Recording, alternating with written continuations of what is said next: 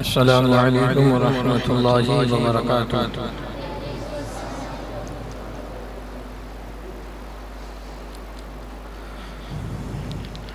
الحمد للہ رب العالمین والصلاة والسلام علی سید الانبیاء والمرسلین طیبین الطاہرین وابنہ الغوث العظم جیلانی وخواجہ اعظم اجمیری اجمعین، اما بعد فاعوذ باللہ من الشیطان الرجیم، بسم اللہ الرحمن الرحیم۔ یا ایہا الذین آمنوا استعینوا بالصبر والصلاۃ ان اللہ مع الصابرین ولا تقولوا لمن يقتل في سبيل الله اموات بل احیاء ولكن لا تشعرون۔ صدق اللہ العظیم وصدق رسول النبی الکریم ونحن علی ذلک لمن الشاہدین والشاکرین والحمد للہ رب العالمین۔ درود پاک پڑھی، اللہم صلی علی سیدنا و مولانا محمد معادن الجود والکرم وعلى آلہ واصحابہ وبارک وسلم، صلاۃ و سلام علیک یا رسول اللہ۔ یا رسول اللہ انظر حالنا، یا حبیب اللہ اسمع قالنا، اننی فی بحر حم مغرق خذ یدی ساحل لنا اشکالنا۔ بکاری خیش حیرانم اغثنی یا رسول اللہ، پریشانم پریشانم اغثنی یا رسول اللہ۔ شہابی کس نوازی کن طبیبا، چارہ سازی کن مریض درد سیانم اغثنی یا رسول اللہ۔ یا رسول اللہ غم ہو گئی بے شمار، آقا بندہ تیرے نثار، آقا بگڑا جاتا ہے کھیل میرا، آقا آقا سوار آقا۔ مجدار میں آ کے ناؤ پھنسی ہے، دیہات کے ہو جاؤں پار آقا۔ ٹوٹی جاتی ہے پیٹھ میری، للہ یہ بوجھ اتار آقا۔ مجبور ہوں میں تو فکر کیا ہے، تم کو تو ہے اختیار آقا۔ ہلکا ہے اگر ہمارا پلہ، بھاری ہے تیرا وقار آقا۔ یا رسول اللہ ایک طرف آدائے دی، ایک طرف ہے حاسدی، بندہ ہی تنہا شاہ تم پہ کروڑوں درود۔ کر دو عدو کو تباہ، حاسدوں کو روبرا، اہل ولا کا بھلا تم پہ کروڑوں درود۔ کام وہ لے لیجئے تم کو جو راضی کرے، ٹھیک ہو نام رضا تم پہ کروڑوں درود۔ غوث اعظم بمن بے سر و سما مدد، قبلہ دی مدد کعبہ ماں مدد۔ ما ہما محتاج تو حاجت روا المدد، یا غوث اعظم سیدہ مشکلات بے عدد دارین ما المدد، یا غوث اعظم پیر ماں۔ معینہ دستگیرہ بادشاہ مرشدہ، یا خواجہ بطفیل رحمت للعالمین چشم کرم برما۔ قابل احترام بزرگوں اور دوستو، آج کی ہماری یہ 11ویں محفل اور آخری محفل ہے۔ قرآن کریم کی جن آیات کو میں نے تلاوت کیا، پروردگار اس کے متعلق مجھے حق بات کہنے کی، ہم سب کو اس پر عمل کرنے کی توفیق عطا فرمائے۔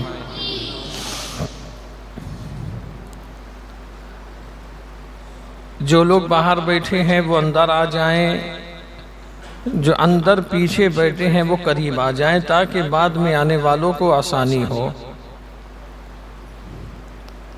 اندر کافی جگہ رہتی ہے مگر ہم جو منتشر ہو کر کے بیٹھتے ہیں اس کی وجہ سے بعد میں آنے والے سمجھتے اندر جگہ بھر چکی ہے۔ قریب قریب آ جائیں۔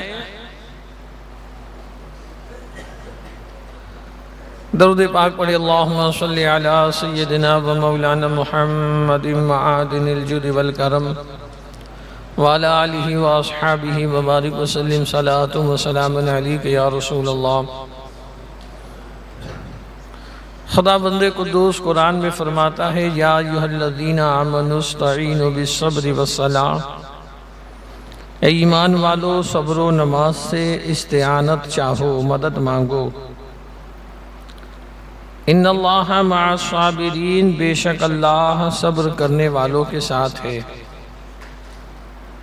وَلَا تَقُولُوا لِمَن يُقْتَلُ فِي سَبِيلِ اللَّهِ أَمْوَاتٌ، اور خبردار وہ جو اللہ کی راہ میں مارے جائیں تم انہیں مردہ نہ کہو، بل احیاء ولکن لا تشعرون، بلکہ وہ زندہ ہیں اور ان کی زندگی کا تمہیں شعور نہیں۔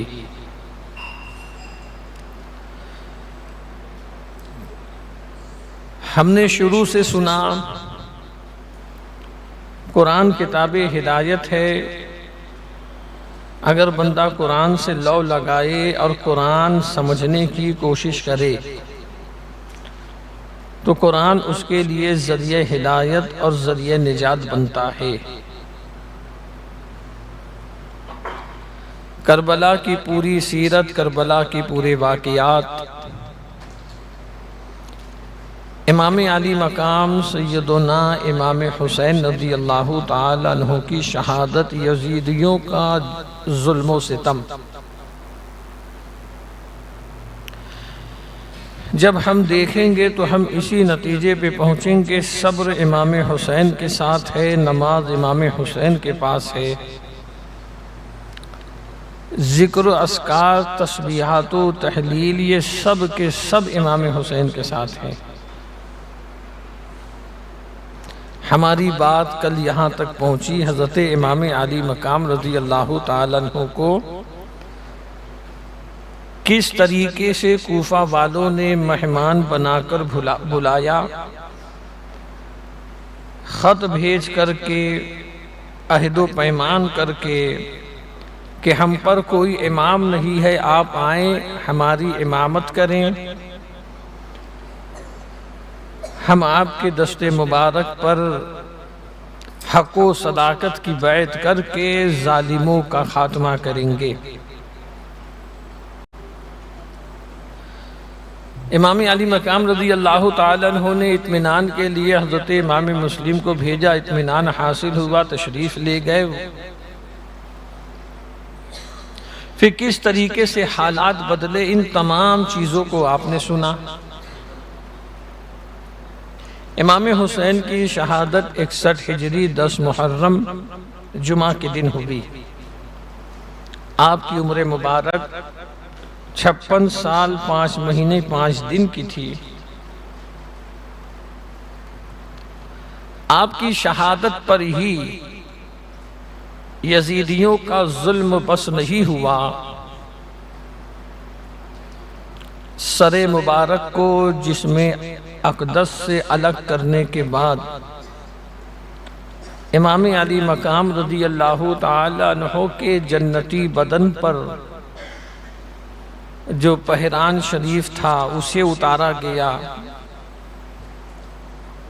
آپ کا امامہ شریف اتار دیا گیا، کمر پہ امام حسن مجتبیٰ کا جو پٹا تھا وہ اتار لیا گیا۔ اس پر بھی یزیدیوں نے بس نہیں کیا، امام علی مقام کے مقدس جسم پر گھوڑے دوڑائے گئے، حتیٰ کہ جسم مبارک کی ہڈیاں مثل سرما باریک ہو گئی۔ اس پر بھی ان لوگوں نے بس نہیں کیا، خیمے حسین کے اوپر حملہ کر کے جتنے مال ساز و سامان تھے ان تمام ساز و سامان کو لوٹ لیا گیا۔ اہل بیت اطہار کی مقدس خواتین، ان کے سروں سے دوپٹہ چھین لیا گیا۔ شمر ذی الجوشن وہاں موجود تھا۔ عمرو بن سعد جب آیا تو اس نے یہ کہا کہ کوئی عورتوں کے خیمے میں نہ جائے، جتنے مال لوٹے گئے ہیں ان کے مال ان کو واپس کیے جائیں، ان کے سامان ان کو واپس کیے جائیں، مگر کسی نے بھی سامان کو واپس نہیں کیا۔ عمرو بن سعد کے حکم پر شہدائے کربلا کے سروں کو جسموں سے کاٹ کر کوفہ ابن زیاد کے دربار میں بھیجا گیا۔ عمرو بن سعد اس رات کربلا میں ہی رکا۔ جب صبح نمودار ہوئی تو اپنے فوجیوں پر جنازہ پڑھ کے ان کو دفنا دیا، اور جو راہ حق میں شہید ہوئے تھے وہ کربلا کی 72 جانثار وہ بے گور و کفن میدان کربلا میں ہی پڑے رہے۔ امام علی مقام رضی اللہ تعالیٰ عنہ کا ایک اونٹ تھا جس سے یزیدیوں نے اپنے قبضے میں لیا، اسے ذبح کر کے اس رات ان لوگوں نے اسے پکایا، مگر اللہ کی قدرت و مشیت کو دیکھو کہ وہ پورا کے پورا گوشت کڑوا ہو گیا، کوئی کھا نہ سکا۔ امام علی مقام رضی اللہ تعالیٰ عنہ کی شہادت پر ابن حبان کی روایت ہے کہ جس دن امام علی مقام شہید ہوئے آسمان سے خون برسا، بیت المقدس کے جتنے پتھر اٹھائے جاتے ہر پتھر کے نیچے تازہ خون نکلتا تھا، سب کے گھروں کے برتنوں کے اندر خون جمع تھا۔ نبی کریم صلی اللہ تعالی علیہ وسلم کے آزاد کردہ غلام تھے حضرت ابو رافع، ان کی بیوی سلمہ یہ حضرت ام المؤمنین ام سلمہ کی بارگاہ میں حاضر ہوئی۔ ام سلمہ اس وقت زاو قطار رو رہی تھی تو انہوں نے پوچھا ام المؤمنین رونے کی وجہ کیا ہے؟ تو ام المؤمنین حضرت ام سلمہ نے وہ شیشی دکھائی جس میں کربلا کی مٹی تھی، اور اللہ کے پیارے نبی صلی اللہ تعالی علیہ وسلم نے وہ مٹی حضرت ام سلمہ کو عطا فرمائی تھی، اور ارشاد فرمایا تھا کہ جس دن یہ مٹی خون بن جائے سمجھ لینا میرا بیٹا کربلا میں شہید ہو گیا۔ ام سلمہ فرماتی ہے کہ دیکھو جب مٹی خون بن گئی اس کا مطلب یہ ہے امام حسین کربلا میں شہید کر دیے گئے۔ یہاں نقطے کی ایک بات ہے مسلمانوں، اللہ کے پیارے نبی صلی اللہ تعالی علیہ وسلم نے اپنی حیات طیبہ میں وہ مٹی حضرت ام سلمہ کو عطا فرمائی، حالانکہ امہات المؤمنین میں اور بھی ازواج مطہرات حیات تھی۔ اللہ کے نبی صلی اللہ تعالی علیہ وسلم نے کسی کو نہیں دیا، حضرت ام سلمہ کو ہی دیا۔ اس کی وجہ یہ ہے، محدثین کہتے کہ رسول اللہ کی غیب دہ نظر دیکھ رہی تھی کہ جب واقعات کربلا ہوگا تو تمام ازواج مطہرات وصال کر جائیں گی، تنہا حضرت ام سلمہ حیات رہیں گی۔ تو اس واقعے سے اور اس حدیث سے یہ ثابت ہوتا ہے کہ نبی کریم صلی اللہ تعالی علیہ وسلم غیب دہ رسول ہیں، تمام غیوب کو حضور جانتے ہیں۔ کوئی چیز حضور کے علم پاک سے نظر کرم سے پوشیدہ نہیں ہے۔ حضرت عبداللہ ابن عباس رضی اللہ تعالیٰ فرماتے ہیں کہ میں دوپہر کے وقت سویا تھا، خواب میں رسول اللہ کی زیارت سے مشرف ہوا، میں نے دیکھا نبی کریم صلی اللہ تعالی علیہ وسلم کے گیسوئے پاک بکھرے ہوئے ہیں، ریش مبارک کے اوپر گرد آلود ہے ریش مبارک، اور سرکار مدینہ صلی اللہ تعالی علیہ وسلم بڑے غمگین ہیں۔ میں نے عرض کیا یا رسول اللہ اس غم کی وجہ کیا ہے؟ یہ گیس ہوئے معمر اتنے بکھرے ہوئے اور اتنے گرد آلود ہیں، اس کی وجہ کیا ہے؟ نبی پاک فرماتے ہیں ابن عباس سنو، میں صبح سے میدان کربلا میں ہوں اور میں شہدائے کربلا کے خون کو جمع کر رہا ہوں۔ حضرت عبداللہ ابن عباس فرماتے ہیں کہ میں نے اس دن کو اور اس تاریخ کو یاد رکھا، افی جب یہ کربلا کا لوٹا ہوا قافلہ مدینے آیا اور جب میں نے ان سے دن و تاریخ کو پوچھا تو وہ وہی دن تھا جس دن میں نے خواب دیکھا، اسی دن امام علی مقام رضی اللہ تعالیٰ عنہ کو کربلا کے میدان میں شہید کیا گیا۔ آپ یہاں پر دیکھیں کہ ظلم کس طریقے سے ہوا کہ عمرو بن سعد نے اپنے مقتولین پر جنازہ پڑھ کر کے انہیں دفنا دیا۔ امام علی مقام رضی اللہ تعالیٰ عنہ اور ان کے رفقا ایوان و انصار اور اہل بیت بے گور و کفن کربلا کے چٹیل میدان میں پوری رات جسم ایسے ہی پڑا رہا۔ صبح نمودار ہوئی، اب عمرو بن سعد نے اہل بیت اطہار کو اسیر بنا کر کے کربلا سے کوفہ جانے کا ارادہ کیا۔ جب کربلا سے یہ لوگ کوفہ کی طرف چلے، حمید بن مسلم کہتا ہے کہ جیسے ہی یہ لوٹا ہوا قافلہ شہدائے کربلا کے جسموں کے قریب سے گزرا اور جیسے ہی امام حسین رضی اللہ تعالیٰ عنہ کی بہن نے حضرت امام حسین کے جسم کو دیکھا، ایک آہ بھری اور عرض کرنے لگی یا محمدہ، یا محمدہ دیکھئے آپ کا بیٹا حسین خاک و خون میں پڑا ہے، اس کے جسموں کو ٹکڑے ٹکڑے کر دیا گیا۔ سیدہ زینب پکارتی ہے یا محمدہ آپ کی بیٹیاں قیدی بنا لی گئی اور آپ کے بیٹوں کے جسموں کے اوپر ہوا دھول اڑاتی ہے۔ مسلم بن حمید کہتا ہے کہ وہ درد تھا کہ اپنے بیگانے سب رونے لگے۔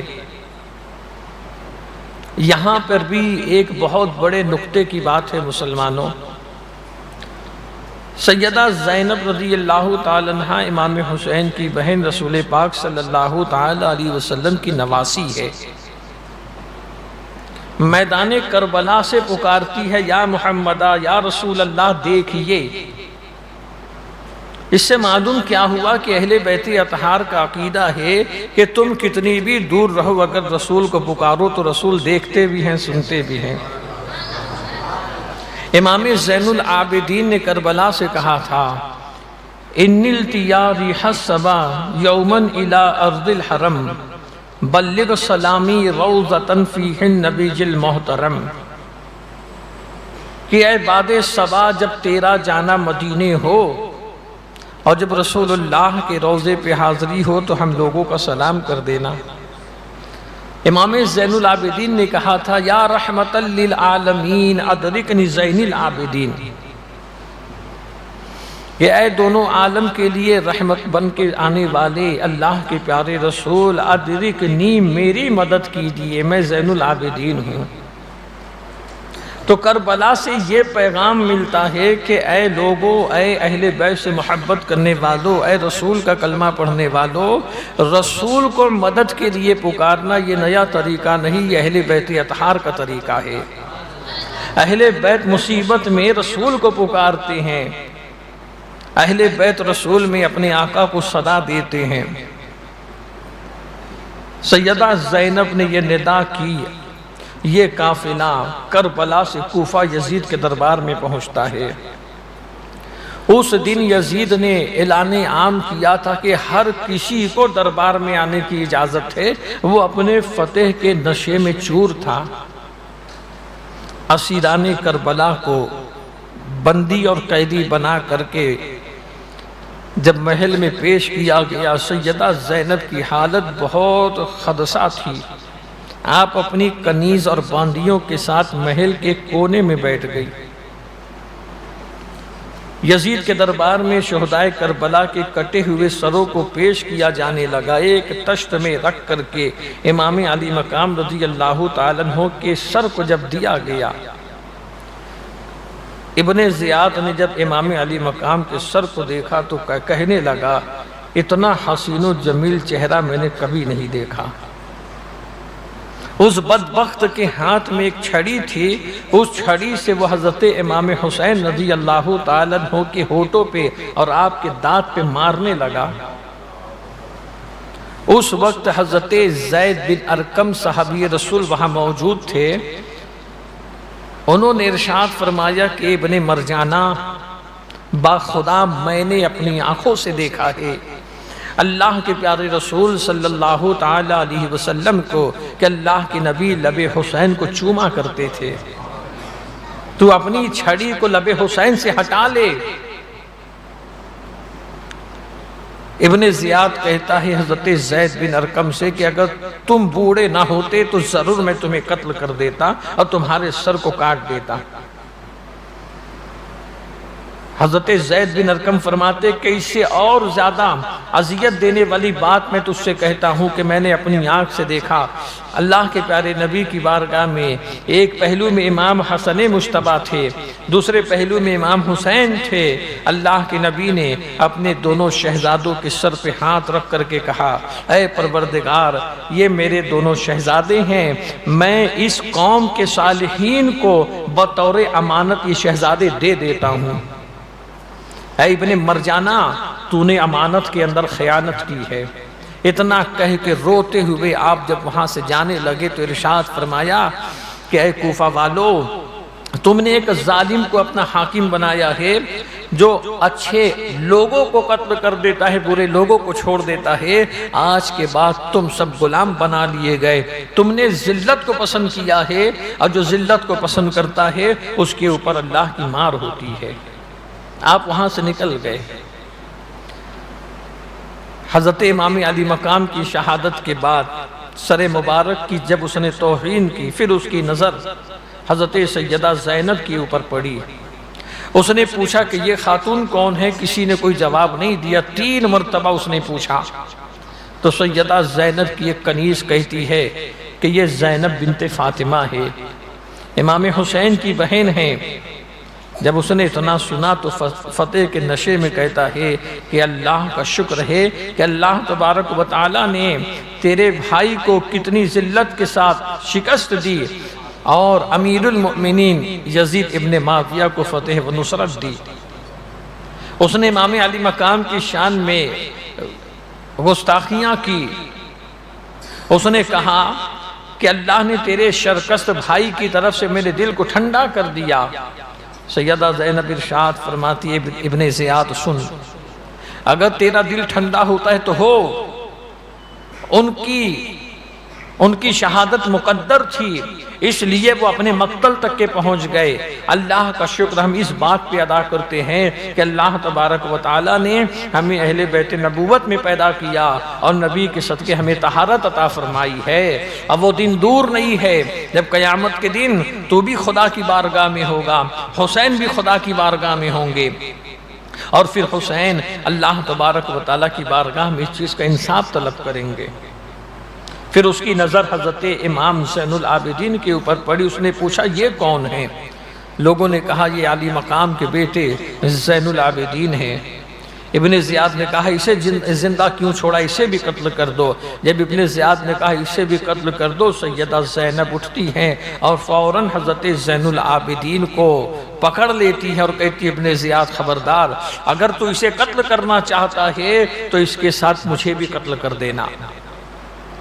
جب آپ نے اتنا کہا تو ابن زیاد کہتا ہے کہ حقیقت میں خون کا رشتہ بڑا عجیب ہوتا ہے، حقیقت میں یہ خاتون اپنے بھتیجے کے ساتھ قتل ہونا چاہتی ہے، اسے زندہ رہنے دو، یہ اپنے گھر کی خواتین کے ساتھ رہے۔ یہاں تک کہ بس نہیں ہوا، ابن زیاد نے حکم دیا کہ ان تمام شہداء کے سروں کو نیزوں پہ بلند کر کے دمشق یزید کے دربار میں پیش کیا جائے اور ان اسیروں کو بندی بنا کر کے کوفہ سے دمشق لے کے جایا جائے، مگر یاد رہے کہ یہ قافلہ جو ہے پورے کوفہ کے اندر گھمایا جائے گا، اس کی تشریح ہوگی تاکہ لوگ دیکھیں اور پھر اس کے بعد حکومت کے خلاف کوئی اپنی آواز نہ اٹھائے۔ اسی مجمع کے اندر ایک بزرگ ہوتے حضرت عبداللہ بن عفیف رضی اللہ تعالی عنہ، جو محب اہل بیت تھے اور حضرت علی سے ان کے تعلقات بہت اچھے تھے۔ یہ دونوں آنکھوں سے نابینا ہو چکے تھے۔ حضرت زید بن ارقم کے جانے کے بعد بھی جب ابن زیاد نے امام علی مقام کی بارگاہ میں بہت گستاخیاں کی، اس بدبخت نے کہا تھا امام علی مقام کے تعلق سے کاذب ابن کاذب، کاذب کہتے ہیں جھوٹے کو، مطلب یہ کہ حسین بھی جھوٹے اور علی بھی جھوٹے، معاذ اللہ رب العالمین۔ جب اس نے اتنا کہا تو حضرت عبداللہ ابن عفیف یہ کانپتے ہوئے کھڑے ہوئے ارشاد فرمائے، ابن زیاد تو جھوٹا ہے، تیرا باپ جھوٹا ہے، حسین سچے ہیں، حسین کے باپ علی سچے ہیں، اور حسین کے نانا رسول پاک صلی اللہ تعالی علیہ وسلم سچے ہیں۔ جب حضرت عبداللہ ابن عفیف نے اتنا کہا تو ابن زیاد سے راہ نہیں گیا، اپنے غلاموں کو، سپاہیوں کو حکم دیا، اس بوڑھے نابینا کو پکڑ کے اسے بھی قتل کر دو۔ آپ کو پکڑا گیا، مگر چونکہ آپ کے خاندان والے وہاں موجود تھے، خاندان والوں نے آپ کو چھوڑا لیا، مگر ابن زیاد کے دل کو ٹھنڈک نہیں پہنچی، آپ کو آپ کے گھر سے بلوا کر کے اس نے آپ کو بھی شہید کر دیا تھا۔ پھر امام علی مقام رضی اللہ تعالیٰ عنہ کے سر کو، تمام شہداء کے سروں کو نیزوں پہ بلند کر کے کوفہ کے بازار میں گھمایا گیا، امام زین العابدین کے پیر میں بیڑی ڈالی گئی، اہل بیت اطہار کی مقدس بیویوں کو اونٹ کی ننگی پیٹھ پر بیٹھال کر کے کوفہ سے جب دمشق کی طرف لے کے جانے لگے، راستے میں حضرت زید بن ارقم کا مکان پڑا۔ حضرت زید بن ارقم فرماتے ہیں کہ میں اپنے گھر کی کھڑکی میں کھڑے قرآن پڑھ رہا تھا، میں سورہ کہف کی تلاوت کر رہا تھا، اسی اثنا میں امام علی مقام کا سر انور میرے گھر کے قریب سے گزرا۔ جب میں سورہ کہف پڑھ رہا تھا، جب اس آیت کے اوپر میں پہنچا جس میں اللہ تبارک و تعالیٰ نے اصحاب کہف کے واقعے کو بیان کیا، تو میں نے سنا امام حسین فرما رہے ہیں اصحاب کہف کے واقعے سے میرا واقعہ کتنا عجیب ہے، قتل ہونے والا۔ اس کی تشریح بزرگان دین فرماتے ہیں، اس کی وجہ یہ ہے کہ حقیقت میں اصحاب کہف کے واقعے سے امام علی مقام کا واقعہ بہت عجیب ہے۔ اصحاب کہف کے اوپر ظلم کافروں نے کیا تھا، اصحاب کہف کو ستایا کافروں نے تھا، مگر اصحاب کہف کو قتل نہیں کیا گیا تھا۔ امام حسین کا واقعہ عجیب اس لیے ہے کہ امام حسین کو ستانے والے سب کے سب کلمہ پڑھنے والے تھے، امام حسین کو خالی ستایا نہیں گیا، اور ستانے کے ساتھ ساتھ آپ کو، آپ کے پورے کنبے کو قتل کر دیا گیا، بے دردی سے شہید کر دیا گیا۔ آپ نے قرآن کریم کی اس آیت کو سنا، وَلَا تَقُولُوا لِمَنْ يُقْتَلُ فِي سَبِيلِ اللَّهِ يَمُوَاتٍ، کہ جو اللہ کی راہ میں مارے جائیں انہیں مردہ نہ کہو، بے شک وہ زندہ ہیں، ان کی زندگی کا تمہیں شعور نہیں۔ امام علی مقام رضی اللہ تعالیٰ عنہ نے نیزے کے اوپر بلند ہو کر بھی قرآن کو پڑھ کے بتا دیا کہ شہید مرتے نہیں ہے، بعد شہادت بھی شہید زندہ ہوتے ہیں، اور اللہ تبارک و تعالیٰ ان کو زندگی عطا فرماتا ہے۔ امام علی مقام رضی اللہ تعالیٰ عنہ کا سر مبارک اور تمام شہداء کے سروں کو لے کر کے اب یہ قافلہ آگے بڑھتا ہے۔ جیسے جیسے منزل بمنزل آگے بڑھتے جاتا ہے، کئی واقعات اس میں ہوئے تھے، جس میں سے ایک واقعہ امام علی مقام رضی اللہ تعالیٰ عنہ کی ایک کنیز تھی، بی بی شیرین جن کا نام تھا۔ بی بی شیرین یہ سیدہ خاتون جنت کی کنیز تھی، سیدہ خاتون جنت کی بھی انہوں نے خدمت کی ہے۔ امام علی مقام رضی اللہ تعالیٰ عنہ نے اپنے زمانے میں بی بی شیرین کو یہ کہہ کے آزاد کیا کہ اب تم بوڑھی ہو گئی ہو، میری طرف سے تم آزاد ہو، تم اپنے گھر چلی جاؤ۔ بہت سے انعام و اکرام دے کر کے امام علی مقام نے بی بی شیرین کو آزاد کیا تھا، تو بی بی شیرین نے کہا تھا کہ میرے آقا، میری خواہش ہے کہ جب میں چلی جاؤں، میں اپنا مکان بنا لوں، تو آپ کی میں دعوت کرنا چاہتی ہوں، آپ میرے گھر تشریف لانا، مگر آپ تنہا نہیں آنا، جب بھی آنا اپنے پورے گھر کو لے کے آنا، آپ کے گھر بھر کی دعوت رہے گی۔ امام علی مقام رضی اللہ تعالیٰ عنہ نے سیدہ زینب سے فرمایا کہ بہن دیکھو، بی بی شیرین ہمیں دعوت دیتی ہے، ہم سب اس کے گھر چلیں گے، پورا گھر اس کے گھر چلے گا، ہم سب ساتھ میں چلیں گے، اس لیے کہ اس نے گھر بھر کی دعوت دی ہے۔ بی بی شیرین سے فرماتے ہیں، اے بی بی شیرین، میں تیرے گھر آؤں گا تو ضرور، میں جب آؤں گا مجھ کو پہچان پاؤ گی؟ میں تمہارے گھر آؤں گا، کیا تم مجھ کو پہچان پاؤ گی؟ بی بی شیرین نے کہا آقا کیسی بات کرتے ہو، زندگی بھر میں تمہارا کھانے والی، تمہاری خدمت کرنے والی، میں تمہیں بھلا کیسے نہ پہچانوں؟ امام علی مقام نے وعدہ کیا میں آؤں گا ضرور تیرے مکان پر۔ اب یہ قافلہ جب کوفہ سے دمشق کی طرف جانے لگا، اور یہ بی بی شیرین امام علی مقام نے جب اسے آزاد کیا تھا تو کوفہ کے قریب اس نے جگہ لے کر کے مکان بنوایا تھا، مکان میں رہتی تھی۔ اور جب اسے خبر ہوئی امام علی مقام مکہ سے کوفہ کے لیے آ رہے ہیں، یہ حالات سے بے خبر تھی، یہ سمجھ رہی تھی کہ امام علی مقام میری دعوت پہ آ رہے ہیں، میں نے اپنے گھر بلایا اس لیے آ رہے ہیں۔ یہ روزانہ صبح کوفہ میں ایک بلند مقام پہ جاتی اور قافلے کا انتظار کرتی، ہر آنے والوں سے پوچھا کرتی تھی کہ وہ قافلہ کب آئے گا جس قافلے میں امام حسین ہیں۔ آپ کی بی بی شیرین کے اطراف میں جو لوگ رہا کرتے تھے بڑی عزت کرتے تھے اس کی، اس لیے کہ بی بی شیرین وہ تھی کہ جس نے سیدہ خاتون جنت کی خدمت کی تھی۔ جب اس نے سنا کہ امام علی مقام مکہ سے نکلے ہیں، یہ اپنے گھر کی صفائی کرنے لگتی ہے، گھر میں رنگ و روغن کرنے لگتی ہے کہ میرے آقا آنے والے ہیں۔ اس کا مکان کوفہ کے باہر تھا۔ اب یہ قافلہ جب کوفہ سے دمشق کی طرف جانے لگا، یہ قافلہ وہاں پہ پڑاؤ کیا۔ بی بی شیرین سے ان لوگوں نے اجازت مانگی، کوفیوں نے، یزیدیوں نے، کہ ہم مسافر، ہمیں اجازت تو ہم یہاں قیام کرنا چاہتے ہیں۔ اس نے اجازت دے دی کہ حاکم وقت کے سپاہی ہیں، اس نے سپاہیوں کو اجازت دی تم آرام کر سکتے ہو، مگر یہ تو بتاؤ کہ تم لوگ کس سے جنگ کر کے آ رہے ہو؟ سپاہیوں نے کہا ایک باغی تھا، باغی کے سر کو قلم کر کے ہم حکومت وقت کے پاس لے کر کے جا رہے ہیں۔ بی بی شیرین نے خواتین اہل بیت کو بھی اپنے گھر میں لے لیا، امام علی مقام رضی اللہ تعالیٰ اور شہداء کے سروں کو بھی اپنے گھر میں لے لیا۔ بی بی شیرین نے سپاہیوں کی بھی ضیافت کی۔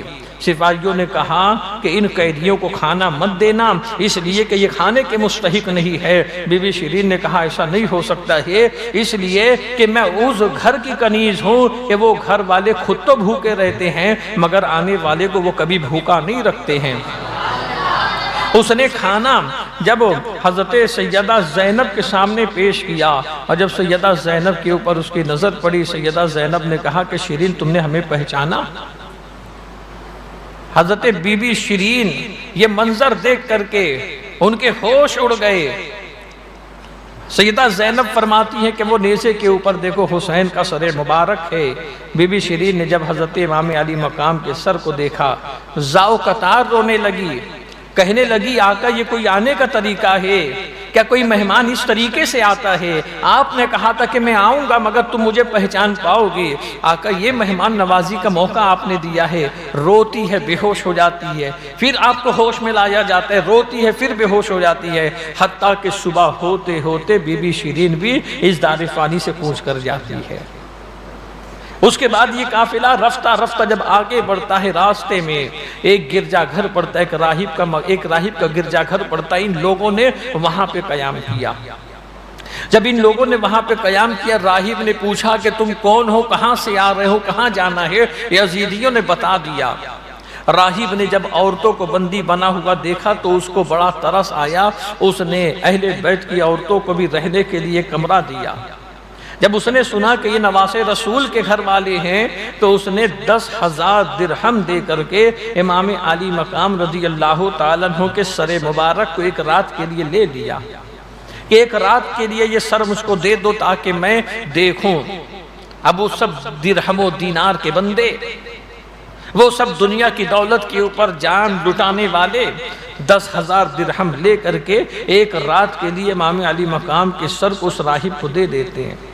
راہب اپنے پوشیدہ کمرے میں لے جاتا ہے اور حضرت امام علی مقام کی زلف معمبر پر، ریش مبارک پر جو سب گرد جمیتی خون جمع تھا، عطر سے کافور سے صاف کرتا ہے۔ پوری رات ادب و احترام سے سر مبارک کے پاس کھڑا رہتا ہے۔ اللہ کو اس کا یہ ادب اتنا پسند آتا ہے کہ اس کی نظروں سے پروردگار عالم حجاب ہٹا دیتا ہے تو وہ راہب دیکھتا ہے کہ آسمان سے ایک نور کی نکیر ہے جو آ کر کے امام علی مقام رضی اللہ تعالیٰ کے سر پہ تمام ہوتی ہے۔ ایک اور راہب کا یہی واقعہ ہے، اس کے گرجا گھر کے اندر جب ان یہودیوں نے قیام کیا تھا، اس راہب نے بھی امام علی مقام کے سر کو لے کر کے ایک صندوق کے اندر بند کر کے رکھ دیا۔ رات سو گیا، جب اس کی آنکھ کھلی تو دیکھا کہ صندوق کے اندر نور ہی نور ہے، پورا صندوق روشن ہے۔ اس نے سر مبارک کو نکالا تو اس نے دیکھا کہ آسمان سے نور آ کر کے امام علی مقام کے سر انور پہ تمام ہوتا ہے۔ پھر ہاتف غیبی سے آواز آتی ہے کہ راہب تھوڑا دور ہو جا۔ نبی کی پیاری شہزادی خاتون جنت سیدہ فاطمہ تشریف لاتی ہے۔ اتنا سننا تک کہ راہب کے اوپر گنودگی طاری ہوتی ہے، وہ بے ہوش ہو جاتا ہے۔ پھر جب اسے ہوش آتا ہے تو وہ آواز سنتا ہے کہ سیدہ فاطمہ فرما رہی ہے کہ میرے مظلوم بیٹے، کل قیامت کے دن تیرے خون کا حساب میں خدا کی بارگاہ میں مانگوں گی۔ امام علی مقام کے سر کے یہ کرامت کو دیکھ کر کے وہ راہب مسلمان ہو جاتا ہے، اور یہ پہلا والا جس نے 10,000 درہم دیا تھا یہ بھی دامن اسلام میں داخل ہوتا ہے۔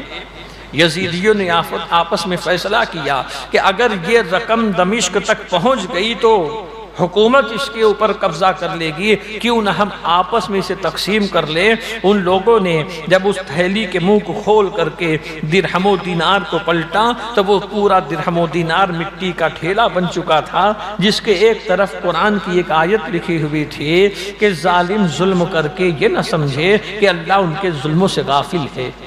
دوسری طرف یہ آیت لکھی ہوئی تھی کہ ان قریب ظالم دیکھ لیں گے کہ وہ کس کروٹ لٹائے جاتے ہیں، وہ کس کروٹ پلٹے جاتے ہیں۔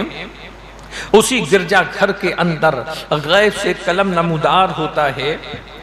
اب وہ قلم لکھتا ہے کہ امام حسین کو قتل کرنے والے ہرگز یہ گمان نہ کریں کہ قیامت کے دن ان کے نانا رسول پاک صلی اللہ علیہ وسلم ان کی شفاعت کرائیں گے۔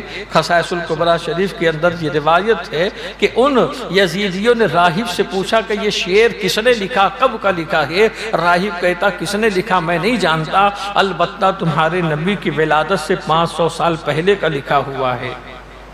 رفتہ رفتہ یہ قافلہ آگے بڑھتا چلا جا رہا ہے۔ ایک مقام پر ان لوگوں نے قیام کیا۔ قیام کے بعد جب تھوڑی دیر کے بعد جب یہ چلنے لگے، تھوڑی دور چلنے کے بعد جس نیزے کے اوپر حضرت امام علی مقام رضی اللہ تعالیٰ کا سر مبارک تھا، اس نیزے کو زمین پہ رکھنے کے بعد جب سپاہی نے اٹھانا چاہا تو وہ نیزہ اٹھتا نہیں، وہ نیزہ آگے بڑھتا نہیں۔ بہت کوشش کی، سارے یزیدی پریشان ہو گئے کہ یہ نیزہ اٹھ کیوں نہیں رہا ہے۔ حضرت سیدہ زینب کی بارگاہ میں آ کر کے پوچھتے ہیں کہ یہ نیزہ آگے نہیں بڑھ رہا جس نیزے کے اوپر تمہارے بھائی حسین کا سر ہے۔ حضرت سیدہ زینب فرماتی ہیں کہ قافلے پہ نظر کرو، کہیں سکینہ گم تو نہیں ہو گئی۔ کہ حضرت امام حسین رضی اللہ تعالیٰ کی چہیتی بیٹی تھی، سکینہ کو کچھ بھی تکلیف ہوتی تھی حسین بے چین ہو جاتے تھے، وہ قافلے میں نہیں ہے، اس وجہ سے میرے بھائی حسین کا سر آگے نہیں بڑھ رہا۔ جب قافلے میں دیکھا گیا تو حضرت سکینہ قافلے میں موجود نہیں تھی۔ جب آپ کو ڈھونڈا گیا تو تھوڑی دور ایک درخت کے نیچے حضرت سکینہ آرام کر رہی تھی، آپ کی آنکھ لگ گئی تھی۔ سیدہ زینب آتی ہے تو کیا دیکھتی ہے؟ ایک خاتون ہے جو حضرت سکینہ کے سر کو اپنی گود میں لیے ان کو اپنے دامن سے ہوا کر رہی تھی۔ سیدہ سکینہ حضرت زینب نے سلام کیا، پوچھا خاتون کون ہے، آپ کون ہیں جو میری بچی کا اتنا خیال رکھ رہی ہو؟ تو وہ خاتون نے جب اپنا چہرہ دکھایا تو وہ خاتون جنت سیدہ فاطمہ تھی۔ فرمایا بیٹی میں اپنی پوتی کی نگہبانی کے لیے آئی تھی۔ یہ ساری کرامتیں شہادت امام حسین کے بعد کی ہے۔ رفتہ رفتہ یہ قافلہ آگے بڑھتا رہا اور وہاں دمشق میں خبر پہنچ چکی کہ اسیران کربلا، شہدائے کربلا کے سروں کو دمشق لایا جا رہا ہے۔ دمشق کے اندر یزید نے حکم دے دیا تھا کہ خوشیاں مناؤ، پورے شہر کو سجا دیا جائے، شہر میں خوشیاں منائی جا رہی تھی، ڈھول بجائے جا رہے تھے۔ نبی کریم صلی اللہ تعالی علیہ وسلم کے ایک صحابی حضرت سہیل اس وقت تجارت کی غرض سے دمشق گئے ہوئے تھے۔ جب آپ نے دیکھا کہ لوگ اتنے خوش ہیں اور اس طریقے سے ڈھول بجائے جا رہے ہیں، آپ نے ایک سے پوچھا یہ خوشی کس بات کی ہے اور یہ جشن کس بات کا ہے؟ تو آپ کو اطلاع دی گئی، بتایا گیا کہ ایک قافلہ آ رہا ہے، ایک باغی کا کٹا ہوا سر آ رہا ہے اور اس کے گھر والوں کو قیدی بنا کے لایا جا رہا ہے۔ جناب سہیل نے پوچھا وہ باغی کون تھا؟ تو لوگوں نے بتایا وہ نواز رسول امام حسین تھے۔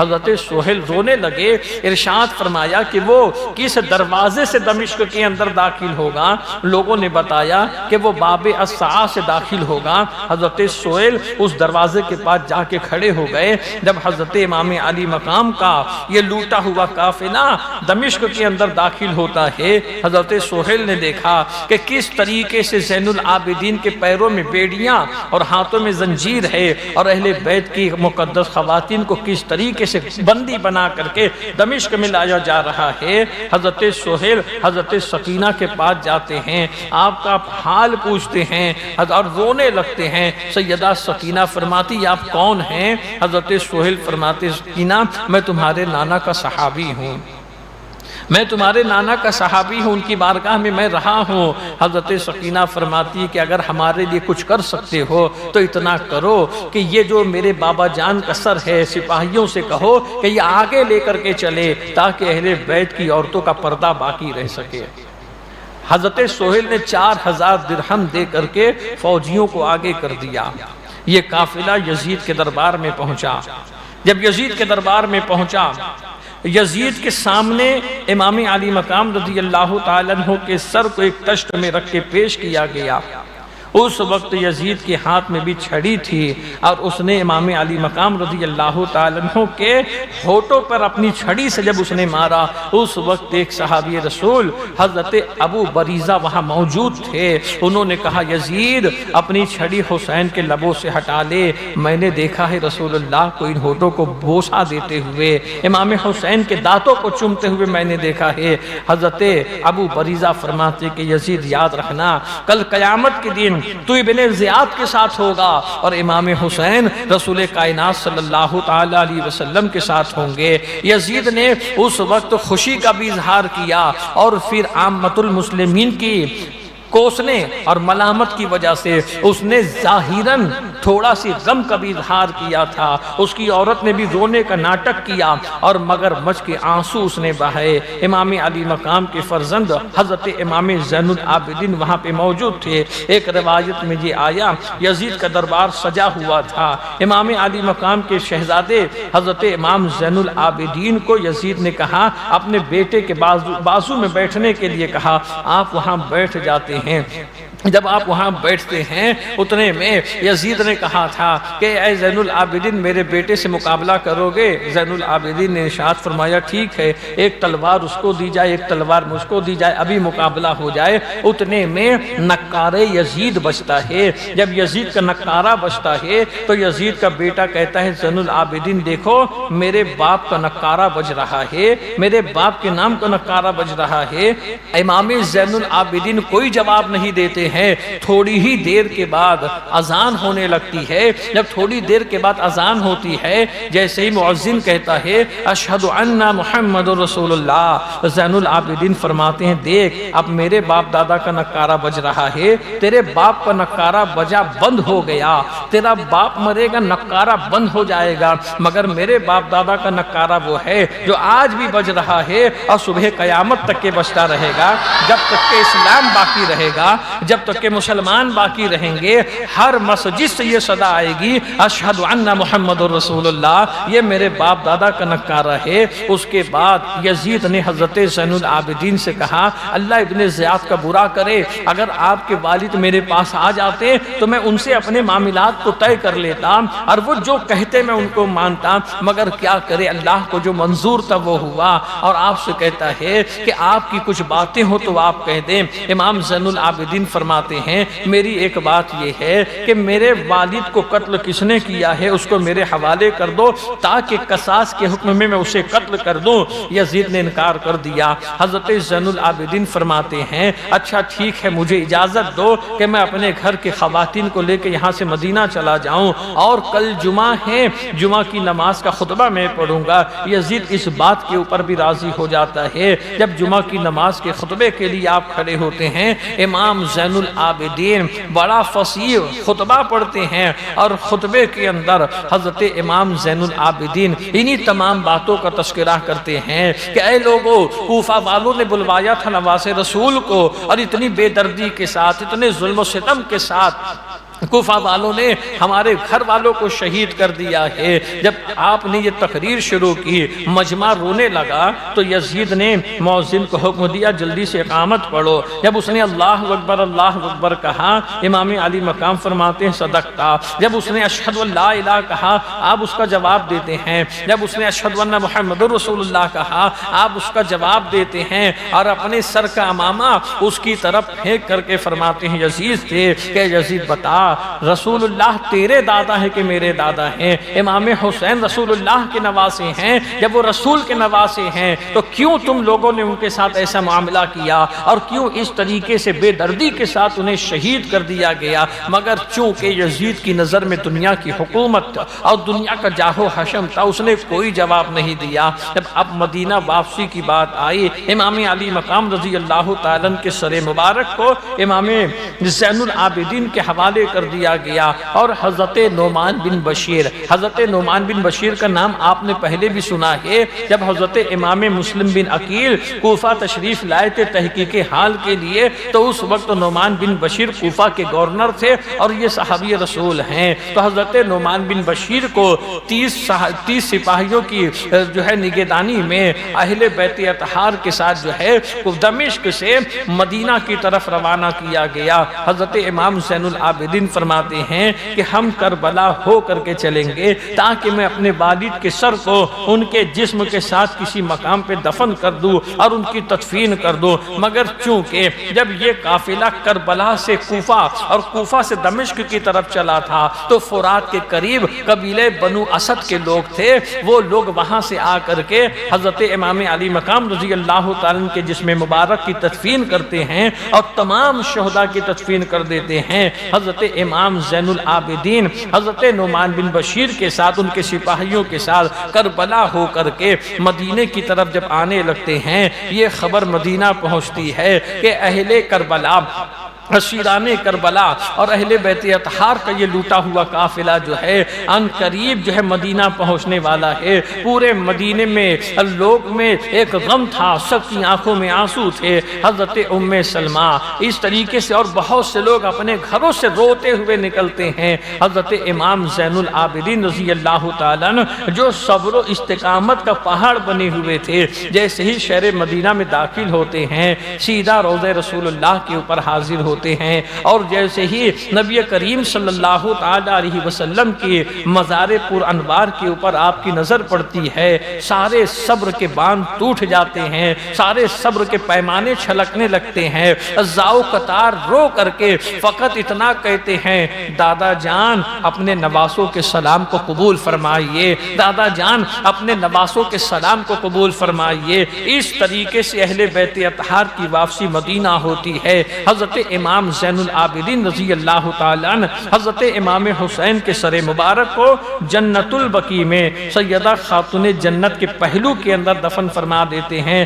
آپ کے سر مبارک کی تدفین جنت البقیع میں حضرت سیدہ فاطمہ کے پہلو میں ہے، اور جسم مبارک کربلا کے اندر ہے۔ آپ یہاں پہ دیکھیے مسلمانوں، یہ تو بات تھی کہ اہل بیت اطہار اس طریقے سے مدینہ پہنچے ہیں۔ بہت سے لوگ آج کے زمانے میں یزید کی حمایت حمایت کرنے والے ہوتے ہیں اور یزید کی طرفداری کرنے والے ہوتے ہیں۔ بہت سے لوگ ایسے ہیں جو کہتے ہیں کہ یہ ایک جنگ تھی حکومت کی، یہ ایک جنگ تھی جو ہے عہدے کی۔ اب بتائیے مسلمانوں، انسان اگر کبھی جنگ کے لیے جاتا ہے تو جنگ کی تیاری کر کے جاتا ہے۔ امام حسین نے کون سی تیاری کی تھی؟ جب انسان جنگ کے لیے جاتا ہے تو اسلحوں سے لبریز ہو کر کے جاتا ہے۔ امام حسین نے کتنے اسلحے جمع کیے تھے؟ جب ایک انسان جنگ کے لیے جاتا ہے تو اس کے ساتھ فوج کے انبار ہوتے ہیں، ایک لشکر زرار ہوتا ہے۔ امام حسین کے پاس کون سا لشکر تھا؟ جب انسان جنگ کے لیے جاتا ہے تو اپنے ساتھ جو ہے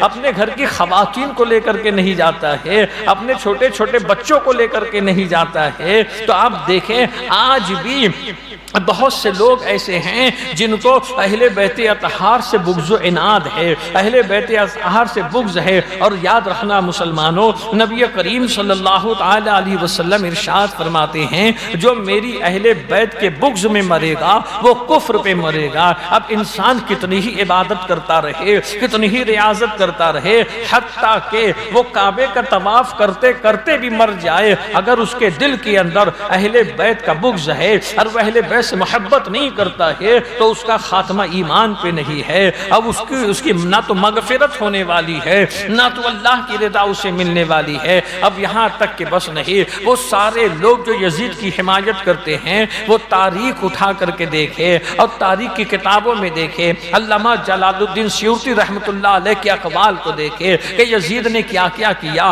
یہاں تک کہ اس نے بس نہیں کیا ہے کہ حضرت امام علی مقام رضی اللہ تعالیٰ عنہ کی شہادت کے بعد اس نے اپنے چچا کے بیٹے عثمان بن محمد کو مدینے کی طرف روانہ کیا کہ جا کے اہل مدینہ سے میری بیعت لو اور اہل مدینہ سے میری جو ہے میری بیعت کے اوپر ان کو آمادہ کرو اور انہیں دعوت دو۔ محمد بن عثمان یا عثمان بن محمد یہ اپنے سپاہیوں کے ساتھ مدینے کا گورنر بن کر کے آتا ہے اور اس نے اہل مدینہ کو یزید کی بیعت کی دعوت دی۔ تو اس وقت مدینہ کے اندر جو صحابہ موجود تھے اور جو تابعین موجود تھے، ان کا ایک قافلہ تحقیق حال کے لیے مدینہ سے دمشق جاتا ہے۔ ان لوگوں نے یزید کو دیکھا، اس سے ملاقات کی، اس کے شب و روز کو دیکھا، اس کی عادت و اطوار کو دیکھا۔ یہ وہاں سے واپس آنے کے بعد ان لوگوں نے اپنے سروں کی دستار کو اتار کر کے پھینکا اور کہا کہ جس طریقے سے ہم اپنی دستار کو اپنے سے الگ کرتے ہیں، ہم یزید کی بیعت سے کنارے ہوتے ہیں۔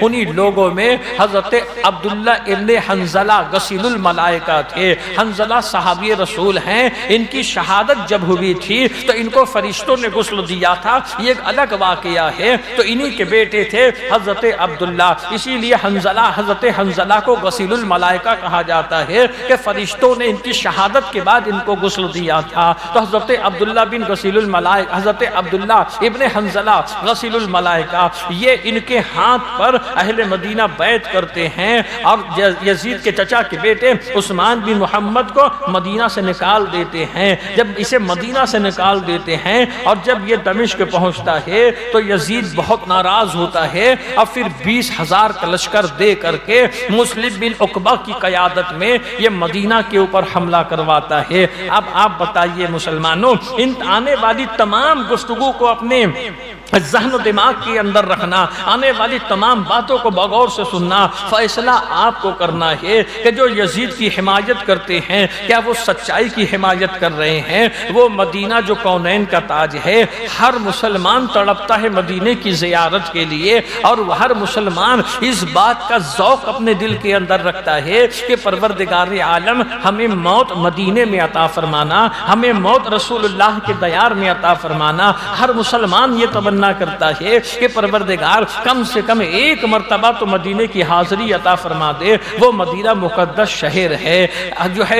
یزید نے مسلم بن عقبہ کی قیادت میں 20,000 کا لشکر بھیجا مدینہ پہ چڑھائی کرنے کے لیے۔ یہ 20,000 کا لشکر جب مدینہ پہ حملہ آور ہوتا ہے تو ان لوگوں نے کیا کیا تھا سنیے مسلمانوں۔ ان لوگوں نے 700 صحابہ کرام کو شہید کر دیا تھا، ان لوگوں نے کئی 100 حفاظ کرام کو شہید کر دیا تھا، کئی سو تابعین کو شہید کر دیا گیا۔ مفسرین فرماتے ہیں کل ملا کر کے 10,000 مسلمانوں کو مدینے میں شہید کر دیا گیا۔ ان یزیدیوں نے کیا کیا تھا کہ مسجد نبوی شریف کے اندر گھوڑے باندھے گئے تھے، وہ ریاض الجنہ، وہ جگہ جسے جنت کی کیاری کہا جاتا ہے اور جس جگہ پہ نماز پڑھنے کے لیے مسلمان ترستا ہے، اور اس جگہ پہ جب ہم نماز پڑھتے ہیں تو وہ جگہ پہ نماز پڑھنے کے بعد ہم اللہ سے یہ دعا کرتے ہیں کہ پروردگار ایک مرتبہ تو نے دنیا میں جنت میں داخل کر دیا ہے، اب دوبارہ تو مجھے جنت سے نکالنا نہیں، اب تو مجھے ہمیں اپنی جنت میں داخل کر دینا۔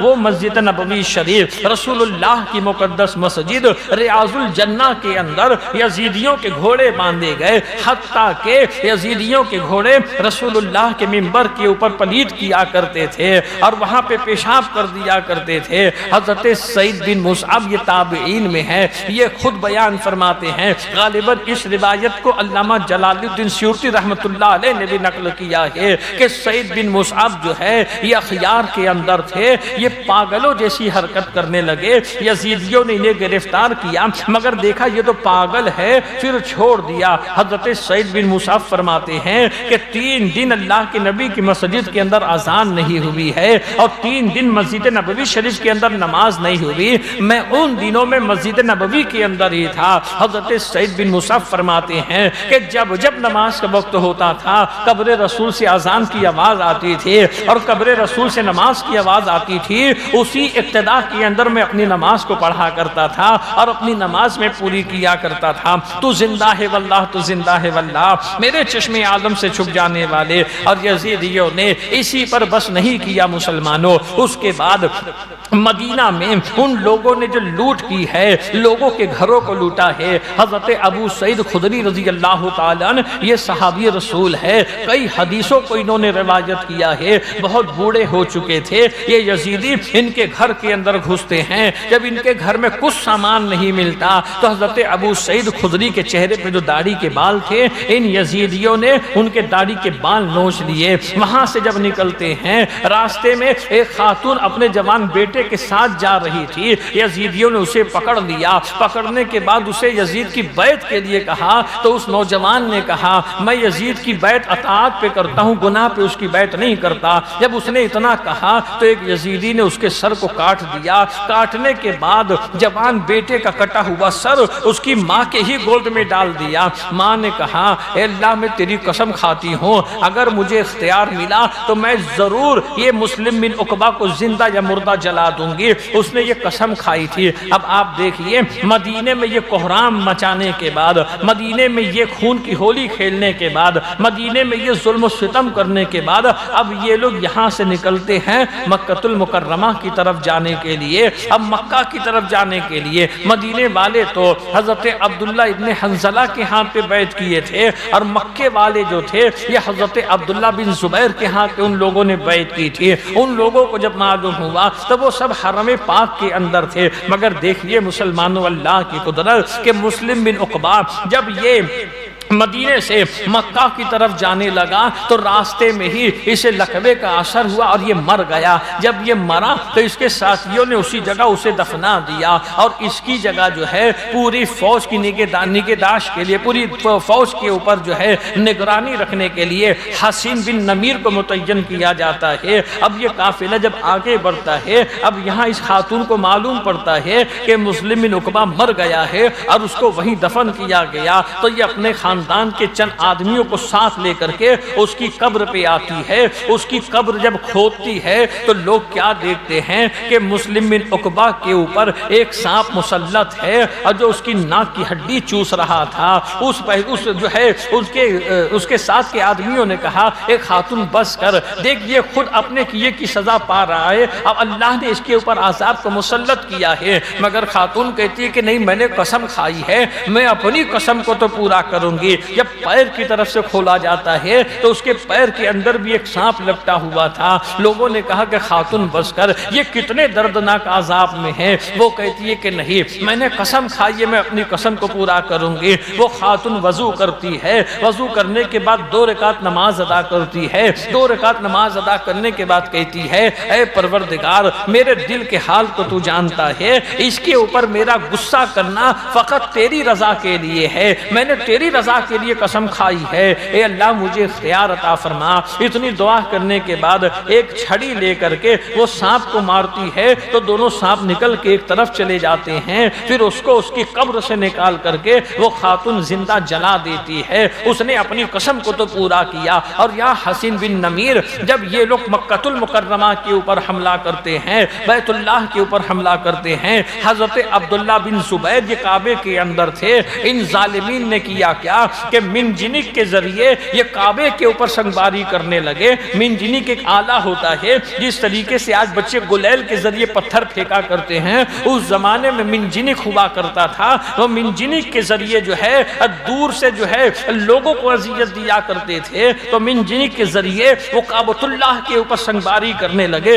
اتنے پتھر مارے گئے، اتنے پتھر مارے گئے کہ کعبۃ اللہ کی دیوار کے اندر چیر آ گئی، کعبۃ اللہ کے کئی جو ہے ستون ٹوٹ گئے تھے۔ پر اس پر ان لوگوں نے بس نہیں کیا، ان لوگوں نے روئی جلا جلا کر کے کعبۃ اللہ پہ برسانا شروع کر دیا تھا، جس سے کعبے کا غلاف جل گیا تھا، کعبے کا غلاف بھی جلا اور کعبے کی چھت بھی جل گئی۔ اور اسی چھت کے اندر وہ سینگ رکھا ہوا تھا۔ وہ سینگ کون سا تھا؟ حضرت ابراہیم علیہ السلام کو جب اللہ نے حکم دیا تھا حضرت اسماعیل کی قربانی کے لیے، آپ نے اس حکم کو پورا کیا تو اللہ نے اپنی قدرت سے حضرت اسماعیل کو ہٹا کر کے دمبا رکھ دیا تھا۔ وہ دمبے کی سینگ کو بطور تبرک کعبے کی چھت کے اندر رکھا گیا تھا، مگر یزیدیوں نے جو آگ کے گولے کعبے پہ برسائے تھے اس کی وجہ سے غلاف کعبہ بھی جلا اور کعبے کی چھت بھی جل گئی تھی اور وہ مقدس سینگ بھی جل گیا تھا۔ مگر اسی اثنا میں یہ سارے معاملات جو ہے 63-64 ہجری کے اندر یہ سارے معاملات ہوئے تھے، اور اسی وقت ابھی حسین بن نمیر یہ کعبے پہ حملہ کر ہی رہا تھا کہ اسے خبر ملتی ہے کہ یزید مر گیا ہے۔ یزید کی موت کی خبر سن کر کے اس کے سپاہیوں کے حوصلے پست ہو جاتے ہیں، اور پھر حسین بن نمیر کرتا کیا ہے، حضرت عبداللہ بن زبیر سے صلح کر لیتا ہے۔ یہ ساری بات یہاں تک کہ ہے، یہ واقعات کربلا کی داستان ہے۔ اب بتائیے مسلمانوں، کوئی ایمان والا کوئی مسلمان کعبۃ اللہ کے اوپر پتھر مار سکتا ہے؟ کعبۃ اللہ تمام مسجدوں کی ماں ہے مسلمانوں، ہمارا قبلہ ہے، ہم اس کی طرف رخ کر کے اللہ کی عبادت کیا کرتے ہیں، ہم اس کی طرف منہ کر کے اللہ کو سجدہ کیا کرتے ہیں۔ کعبہ تو بہت اونچا ہے، ہم دنیا میں کسی مسجد کی طرف اپنا پتھر نہیں مار سکتے ہیں۔ اب بتائیے مسلمانوں، اتنا ظلم کرنے والا، کعبۃ اللہ کی توہین کرنے والا، روضہ رسول اللہ کی بے حرمتی کرنے والا، یہی نہیں مسلمانوں، ان یزیدیوں نے جب مدینے کے اوپر حملہ کیا تھا تو مدینے کی مقدس پاک باز خواتین کو 3 رات کے لیے اپنے اوپر ان لوگوں نے حلال کر لیا تھا۔ 3 رات ان لوگوں کے ساتھ جو ہے یزیدیوں نے وہ کام کیا جسے شریعت مطہرہ نے منع کیا ہے۔ وہ شراب پیا کرتے تھے، وہ جوا کھیلا کرتے تھے، وہ سٹے بازی کیا کرتے تھے، وہ جو ہے بہنوں کے ساتھ نکاح کو جائز سمجھا کرتے تھے۔ اتنے خرافات ان کے اندر تھے۔ اب بتائیے مسلمانوں، اتنا ظلم کرنے کے بعد بھی کوئی غیرت مند انسان ایسے ظالم حاکم کو مسلمان تصور کر سکتا ہے کیا؟ ایسے ظالم حاکم کو جس نے رسول اللہ کی شریعت کا مذاق بنایا ہو اور اسلام کی ان چیزوں کو جسے اللہ و رسول نے حرام کر دیا ہو اسے وہ جائز سمجھتا ہو۔ یہ شریعت کا قاعدہ ہے مسلمانوں، اللہ نے جن چیزوں کو حرام کر دیا ہے اگر کوئی مسلمان اسے حرام سمجھ کے کرے تو وہ گناہگار فاسق و فاجر ہے، مگر اگر اسے جائز سمجھ لے تو وہ کافر ہو جائے گا۔ شریعت نے بہن بھائی کے نکاح کو ناجائز و حرام قرار دیا، یہ کبھی ہو ہی نہیں سکتا ہے، مگر یزید بھائی بہن کا نکاح بھی کرانے لگا تھا۔ وہ اپنے دربار میں کتوں کی لڑائی کرواتا تھا، وہ اپنے دربار کے اندر مرغوں کی لڑائی کرواتا تھا، وہ بیت المال کو اپنے لیے خاص کر کے رکھ لیا تھا، وہ شراب پیا کرتا تھا، نمازوں کو ترک کیا کرتا تھا۔ اتنے تمام تر خرافات اس کے اندر تھے، اس کے بعد بھی اب اگر کوئی یزید کی حمایت کرے تو بتاؤ اس سے بڑا ظالم اور کون ہو سکتا ہے؟ کیا یزید حق پہ ہو سکتا ہے؟ اتنی غلطیاں اس کے اندر ہے، اتنے خرافات اس کے اندر ہے، اتنے فسق اس کے اندر موجود ہے، اس کے بعد بھی حیرت ہوتی ہے مسلمانوں۔ اب یاد رکھو بالفرض محال یہ مان لیا جائے کہ یزید کے اندر اگر کوئی غلطی نہیں، غلطی تو بہت ہے، اگر بالفرض محال یہ مانا جائے اس میں کوئی غلطی نہیں ہے، مگر پھر بھی اس نے جو قتل کیا ہے کسے کیا ہے؟ وہ نواسے رسول اللہ ہیں، وہ نبی کریم صلی اللہ تعالی علیہ وسلم کے نواسے ہیں، اور خلافت کا سب سے پہلا حق اہل بیت اطہار کا ہی تھا، امام علی مقام ہی کا تھا کہ لوگ ان کے دستے مبارک کے اوپر بیعت کرے۔ تو مسلمانوں ظلم اتنا ہوا، ہم نے پوری داستان کربلا کو سنا، آج کی 11ویں تقریر اور 11واں خطاب تھا، یہ آپ لوگوں کی جو ہے خوش نصیبی ہے کہ آپ لوگ یہاں پہ آ کر کے امام علی مقام رضی اللہ تعالیٰ عنہ کی محبت کا ثبوت آپ لوگوں نے دیا ہے۔ مگر یاد رکھنا مسلمانوں، کل کی تقریر میں بھی میں نے کہا تھا کہ سن کے انسنا نہ کرنا مسلمانوں، ہمیں عمل کر کے دنیا والوں کو بتانا ہے کہ اہل محبت جو ہے حسین سے محبت کرنے والے اب جو ہے وہ خالص جو ہے حسین کا نام لے کر کے محبت کو ظاہر نہیں کرتے ہیں، حسین کے طریقے پہ عمل کر کے وہ اپنی محبتوں کا ثبوت دیا کرتے ہیں۔ آپ دیکھیں نا مسلمانوں، ابھی کل معلوم پڑا کہ اس وقت بھی بھیونڈی کے اندر تعزیہ کا رواج بہت زیادہ موجود ہے، کئی علاقوں میں تعزیہ بنی ہے۔ آپ دیکھیں کہ کس طریقے سے مسلمان دین سے دور ہے۔ محرم کے موقع پہ جو خرافات ہماری قوم کے اندر ہوتے ہیں، جو گناہ ہماری قوم کے اندر ہوتے ہیں، ایک گناہ تو یہ کہ وہ حاضری اور سواری آنے لگتی ہے۔ اس کے پہلے کبھی میں نے کہا تھا کہ آج تک کہ یہ بات سمجھ میں نہیں آئی، وہ آدمی جو 11 مہینے شراب پی کر کے گٹر میں پڑا رہتا ہے، محرم میں اسے حاضری اور سواری کیسے آ جاتی ہے؟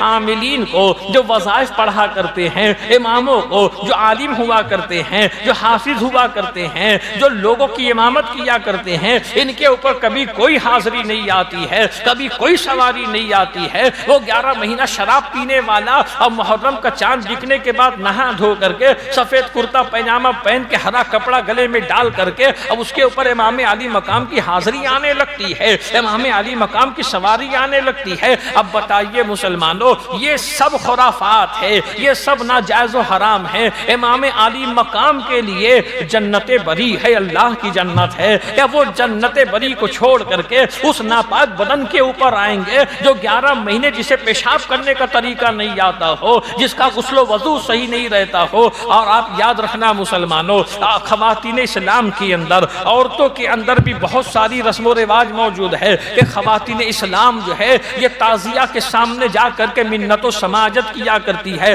آپ دیکھیں گے، دیکھ سکتے ہیں، لوگ جا کر کے جھولا چڑھا دیتے ہیں، لوگ جا کر کے چاندی چڑھا دیتے ہیں، لوگ وہاں پہ جو مٹھائیاں لے جا کر کے رکھ دیتے ہیں۔ یہ سب خرافات ہے اور شریعت مطہرہ نے اس سے منع کیا ہے، اس کی کوئی اصل نہیں ہے۔ تمہیں اگر حسین کو ڈھونڈنا ہے، تمہیں حسین کا فیض پانا ہے، یہی کمی تو ہمارے اندر ہے نا۔ ہم سوچتے ہیں کہ حسین کا فیض ہمیں وہاں ملے گا جہاں کھچڑا پک رہا ہے، ہم سوچتے ہیں حسین کا فیض ہمیں وہاں ملے گا جہاں شربت بٹ رہا ہے، ہم سوچتے ہیں حسین کا فیض ہمیں وہاں ملے گا جہاں تعزیہ بن رہی ہے۔ نہیں مسلمانوں، شربت پلانا بہت اچھی بات ہے، کھچڑا کھلا دینا بہت اچھی بات ہے، کھلانا پلانا یہ اچھی چیز ہے، ہم اسے فاتحہ کے لیے کیا کرتے ہیں۔ مگر یاد رکھنا مسلمانوں، سنی پہلے نماز پڑھتا ہے پھر نیاز کیا کرتا ہے۔ اگر تم نیاز کرو گے، نماز نہیں پڑھو گے نا، تو نیاز کرنے کا تمہیں کوئی فائدہ نہیں ہونے والا، اس لیے کہ نیاز کرنا یہ فرض نہیں ہے، نماز کا پڑھنا فرض ہے۔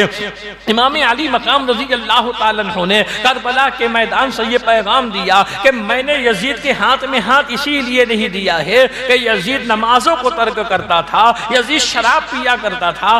آج حسین سے محبت کرنے والے بھی نماز کو ترک کر رہے ہیں، حسین سے محبت کرنے والے بھی شراب پی رہے ہیں، اور پینے کے بعد جب ان کی باتیں سن لو نا تو ان کے سامنے امام بخاری بھی ہار جائیں گے۔ یہ پینے والے پی کے ایسی ایسی بات کرتے ہیں، عالم بھی ان سے لگ نہیں سکتا ہے، اتنی اچھی اچھی بات یہ چڑھتی ہے تب ان کی یہ ساری باتیں کیوں آتی ہے؟ جب ان کی چڑھی نہیں رہتی تو نماز کا ہوش نہیں رہتا ہے، جب انہیں قرآن یاد نہیں آتا ہے، جب پی لیتے ہیں تو ایسی ایسی بات کرتے ہیں کہ عقل حیران ہو جاتی ہے کہ پینے کے بعد ان کو یہ سب یاد کیسے آ جاتا ہے۔ یاد رکھنا مسلمانوں، اللہ رسول نے جن جن باتوں کا ہمیں حکم دیا ہے، اگر اس پر عمل کرو گے تو دنیا بھی تمہاری کامیاب رہے گی، مرنے کے بعد بھی تم کامیاب رہو گے اور تم نمازوں کو چھوڑتے رہو، تم اپنے چہرے سے داڑھی کو کٹا دو، تم مال حرام کماتے رہو، تم سود و بیاج اور گٹ کے پیسے کھاتے رہو، اور تم لوگوں کی غیبت کرتے رہو، تم لوگوں کو ستاتے رہو، ماں باپ کی نافرمانی کرتے رہو، اور تم سوچو تعزیہ داری کر کے جنت مل جائے گی، کبھی جنت ملنے والی نہیں ہے۔ تم سوچو کھچڑا پکا کے لوگوں کو کھلا دیں گے، اللہ رسول راضی ہو جائیں گے، اللہ رسول اس سے کبھی راضی نہیں ہوں گے۔ اگر تمہیں اللہ رسول کو راضی کرنا ہے تو امام حسین کی تعلیمات پر عمل کرو۔ امام حسین نے جو تعلیم دی ہے، امام حسین نے جو پیغام دیا ہے، ان کے پیغام کے اوپر اگر تم عمل کرو گے تم دنیا کے اندر بھی کامیاب ہو، مرنے کے بعد بھی کامیاب ہو۔ آج مسلمانوں کا حال یہ ہے کہ کام دھندے سے اگر تھک جاتا ہے، ارے بہت تھکا ہوں کل نماز پڑھ لوں گا، تھوڑا سی سستی آ جاتی ہے، ارے ہمت نہیں ہو رہی ہے کل نماز پڑھ لوں گا۔ اب بتائیے مسلمانوں، امام حسین سے زیادہ تھکا کون ہوگا کہ صبح سے دوپہر تک کے 72 نفوس قدسیہ کو اپنے جسم کے اوپر اٹھا کر کے ان کی لاشوں کو لا رہے ہیں۔ وہ جو ہے ظلم و ستم کا سامنا ہے، 3 دن کی بھوک و پیاس ہے، مگر جب نماز کا وقت ہو رہا ہے امام علی مقام رضی اللہ تعالیٰ اپنے سر کو اپنے معبود کی بارگاہ میں پیش کر دے رہے ہیں۔ یہی نہیں مسلمانوں، ایک روایت میں یہ بھی ہے کہ شہادت حسین کے بعد حضرت سیدہ زینب رضی اللہ تعالیٰ عنہا امام حسین کے جسم پاک کے پاس بیٹھی رو رہی تھی، اتنے میں عصر کا وقت ہو جاتا ہے، عصر کی اذان ہونے لگتی ہے تو دنیا دیکھتی ہے سیدہ زینب امام حسین کے جسم سے بے نیاز ہو کر کے نماز کے لیے کھڑی ہو جاتی ہے، اللہ کی عبادت کے لیے کھڑی ہو جاتی ہے۔ آج ہمارا تمہارا حال کیا ہے؟ پیر میں درد ہے تو ہم نماز نہیں پڑھتے ہیں، ہماری پیٹ دکھ رہی ہے تو ہم نماز نہیں پڑھتے ہیں، تھوڑا سی بخار آ گیا، ارے طبیعت صحیح نہیں، ہم نماز نہیں پڑھتے ہیں۔ اب بتائیے مسلمانوں، کمی کہاں ہے؟ کمی ہمارے اندر ہے، کوتاہی کہاں ہے؟ کوتاہی ہمارے اندر ہے۔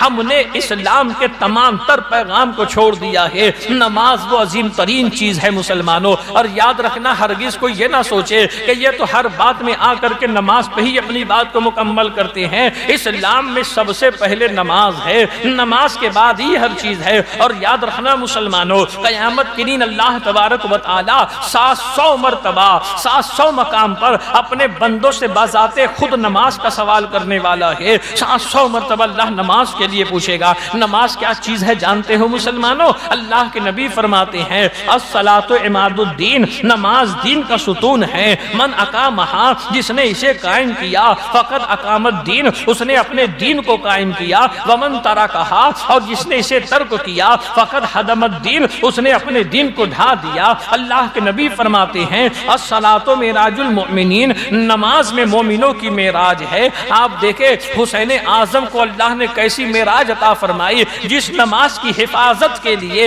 امام حسین رضی اللہ تعالیٰ عنہ نے اپنا پورا گھرانہ قربان کر دیا۔ اللہ تبارک و تعالیٰ نے امام حسین کو وہ معراج عطا فرمائی ہے کہ صبح قیامت تک کے لیے امام علی مقام کی شان باقی رہے گی، اور آپ کا نام زندہ رہے گا، آپ کا ذکر ہوتا رہے گا۔ یہی نہیں مسلمانوں، نماز بڑی عظیم ترین عبادت ہے، وہ عظیم ترین عبادت ہے کہ اللہ تبارک و تعالیٰ نے قرآن کے اندر اس کا حکم دیا ہے کہ تم پریشان ہو جاؤ تو پریشان نہ ہوا کرو، تم پر مصیبت آ جائے تو تم پریشان نہ ہوا کرو، تم نماز پڑھ لو تمہاری مشکل آسان ہو جائے گی، نماز کے ذریعے تم مدد مانگا کرو۔ آپ دیکھیں امام حسین کی زندگی میں کہ صبر آپ کے ساتھ، ذکر آپ کے ساتھ، نماز آپ کے ساتھ، قرآن آپ کے ساتھ، اور ہم محب اہل بیت ہیں، ہم اہل بیت کی محبت قدم بھرنے والے، امام حسین سے ان کی غلامی کے دعوے داری کرنے والے، مگر نہ تو نماز ہمارے پاس ہے، نہ تو صبر ہمارے پاس ہے، نہ تو تسبیحات ہمارے پاس ہے، نہ تو تلاوت قرآن ہمارے پاس ہے، ہمارے پاس کچھ نہیں ہے۔ اگر ہے تو فقط زبانی محبت ہے۔ میں ہمیشہ اپنی تقریر میں یہ کہا کرتا ہوں کہ ہماری آپ کی عادت یہ ہے، ہم 50 روپے کی چادر چڑھا کر کے 50 لاکھ کی منت مانگنے والے ہیں، یہ ہماری آپ کی عادت ہو چکی۔ جملے بڑے سخت ہیں مگر یہ یہ حقیقت ہے مسلمانوں. اگر تم چاہتے ہو کامیابی تو قرآن سے پوچھو ہمیں کامیابی کیسے ملے گی, تو قرآن تم سے کہے گا وَلَا تَحِنُوا وَلَا تَحْزَنُوا وَأَنْتُمُ الْأَعْلَوْنَ إِن كُنتُم مُؤْمِنِينَ. اے بندگان خدا, تمہیں ڈرنے کی, خوف کرنے کی ضرورت نہیں ہے. اس کو میں اپنے الفاظ میں عرض کرتا ہوا چلو کہ اللہ کا یہ کلام جو ہے امام علی مقام رضی اللہ تعالیٰ عنہ کی طرف اشارہ کر رہا ہے. اے حسین غم نہ کر, خوف نہ کر, تو ہی کامیاب رہے گا اس لیے کہ تو کامل مومن ہے. تو ہی سربلند رہے گا اس لیے کہ تو کامل مومن ہے. تو یہ نہ دیکھ کے تجھ پر پانی بند کر دیا گیا, وہ دیکھ حوض کوثر پر تیرا انتظار کر رہا ہے. تو یہ نہ دیکھ کے بھوکا پیاسا ہے, تو یہ دیکھ کے جنت کی نعمتیں تیرا انتظار کر رہی ہے. تو یہ نہ دیکھ کے 22,000 تیرے مقابلے میں ہے. تو یہ دیکھ کے پورا عرش کے پورے فرشتے تیرے استقبال کے لیے کھڑے ہیں. تو کامیاب ہے اس لیے کہ تو کامل مومن ہونے والا, تو کامل مومن ہے. اور پھر اس کو دوسرے پہلو سے اگر دیکھیں تو اللہ اپنے بندوں کو دعوت دے رہا ہے, اے میرے بندو, اگر تمہیں کامیابی چاہیے تم حسین کے جیسے بن جاؤ. حسین کے جیسے تم کبھی بن نہیں سکتے ہو, ان کے تم سچے غلام بن جاؤ. وہ کامل مومن تھے, تم کامل مومن بننے کی کوشش کرو. انہوں نے نماز کو کبھی نہیں چھوڑا ہے, انہوں نے سچ کے دامن کو کبھی نہیں چھوڑا ہے. انہوں نے اپنی ذات سے, اپنی عادت و اطوار سے کبھی کسی کو وصیت نہیں دی ہے. انہوں نے ہمیشہ سچ اور صداقت کا ساتھ دیا ہے. اگر تم سچے حسینی ہو اور اگر تم حسین سے سچی محبت کرنے والے ہو تو اپنی شب و روز ویسی کر لو جیسی شب و روز حسین کی تھی. تم بھی کامیاب ہو جاؤ گے, تم بھی کامران ہو جاؤ گے. تمہیں ضرورت نہیں ہے ڈرنے کی کہ تمہارے مکان توڑ دیے جائیں گے, تمہاری مساجد توڑ دی جائے گی. یہ مکان و مساجد اس لیے توڑے جاتے ہیں کہ تمہارے ایمان کے اندر کمزوری ہے. جس دن تم کامل مومن ہو جاؤ گے تو جو ہے 22,000 کیا 22 لاکھ بھی آ جائیں, اللہ کی نصرت تمہارے ساتھ رہنے والی ہے, اللہ کی مدد تمہارے ساتھ رہنے والی ہے. اور قطعی کوئی یہ نہ سوچے حسین تو کربلا میں شہید ہو گئے تو وہ کامیاب کیسے ہوئے. ان کی کامیابی یہی ہے مسلمانوں کہ شہادت کے بعد بھی انہوں نے اسلام کو زندہ رکھا ہے. ان کی کامیابی یہی ہے مسلمانوں کہ یزید جیت کر بھی ہار گیا ہے اور حسین بظاہر ہار کے بھی جیت گئے ہیں. یزید زندہ رہ کے مر گیا ہے, حسین شہید ہو کر کے قیامت تک کے لیے زندگی انہوں نے پالی ہے. وہ حیات جاویدانی انہوں نے پائی ہے کہ رہتی دنیا تک کے قرآن کہتا رہے گا وَلَا تَقُولُوا لِمَن يُقْتَلُ فِي سَبِيلِ اللَّهِ أَمْوَاتٌ. اے لوگوں جو اللہ کی راہ میں مارے جائیں تم انہیں مردہ نہ کہنا, وہ زندہ ہے. ان کی زندگی کا تمہیں شعور نہیں ہے. اللہ انہیں رزق عطا فرماتا ہے, اللہ انہیں اپنی رحمتیں عطا فرماتا ہے. حسین سب کے دلوں کے اندر زندہ ہے, حسین سب کی یادوں کے اندر زندہ ہے. ہم نماز پڑھ رہے ہیں اس لیے کہ حسین زندہ ہے, ہم حج پہ جاتے ہیں اس لیے کہ حسین زندہ ہے, ہم اپنے مال کی زکات دیتے ہیں اس لیے کہ حسین زندہ ہے. جو نماز باقی ہے یہ حسین کی قربانی کا صدقہ ہے, جو اسلام زندہ ہے یہ حسین کی قربانی کا صدقہ ہے. اب ہماری اور آپ کی ذمہ داری ہے مسلمانوں, اگر ہم سچے حسینی ہیں اور حسین سے سچی محبت کرنے والے ہیں تو ہم اپنی زندگی کو ایک عملی جامہ پہنائیں, اپنی زندگی کے اندر سدھار لائیں, تعلیمات اسلام کے اوپر عمل کرے, تعلیمات قرآن کے اوپر عمل کرے, رسول اللہ کی تعلیمات پر عمل کرے اور ان تمام تعلیمات پر عمل کرے جو تعلیم امام علی مقام رضی اللہ تعالیٰ عنہ نے ہمیں اور آپ کو دی ہے. اس کے لیے ضرورت اس بات کی ہے کہ ماں باپ اپنے بچوں کو مساجد سے لگا دے. تم اپنے بچوں کو دنیا کی تعلیم دو, تمہیں دنیا کی تعلیم دینے سے منع نہیں کیا جاتا ہے. تم انہیں بناؤ جو بنانا چاہتے ہو, تم انہیں سکھاؤ جو سکھانا چاہتے ہو, مگر یاد رکھنا مسلمانوں اگر وہ 5 گھنٹہ اسکول میں جا کر کے دنیا کی تعلیم سیکھتا ہے نا تو کم سے کم آدھے گھنٹے کے لیے کسی عالم کی بارگاہ میں بھیج کر کے اسے دین سکھا دو. اس لیے کہ اسکول میں یہ نہیں بتایا جائے گا ماں کے قدموں کے نیچے جنت ہے, باپ جنت کا دروازہ. یہ بتانے والا کوئی عالم ہوگا, وہ بتائے گا کہ ماں کے قدموں کے نیچے جنت ہے, باپ جنت کا دروازہ ہے.